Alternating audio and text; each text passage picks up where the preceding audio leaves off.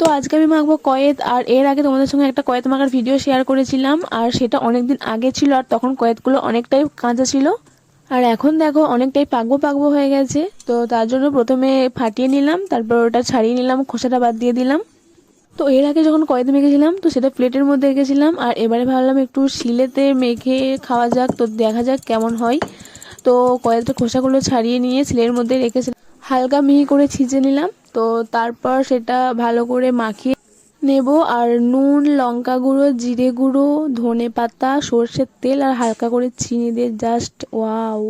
তো তোমরা যদি ভিডিওটি শেষ পর্যন্ত দেখো তো আমি গ্যারান্টি তোমাদের 100% খেতে মন যাবে বা জিভে জল আসবে। কখনো ভাবিনি গ্রামে বাস করেও কদবেল বা কয়েত কিনে খেতে হবে। একটা সময় ছিল যখন গ্রামে গঞ্জে কদবেল প্রায় অ্যাভেলেবেল ছিল আন্দারে পান্দারে, আর এখন সেগুলো টাকা দিয়ে বাজার থেকে কিনে নিয়ে খেতে হচ্ছে।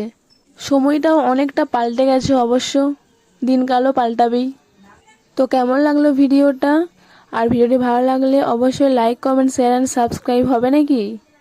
তো দেখো কথা বলতে বলতে আমার কয়েকটা পুরোপুরি মাখা হয়ে গেছে, তো এটা এখন খাবার উপযুক্ত। তো চলো খাওয়া যাক। তো ভিডিওটি এই পর্যন্তই, টাটা।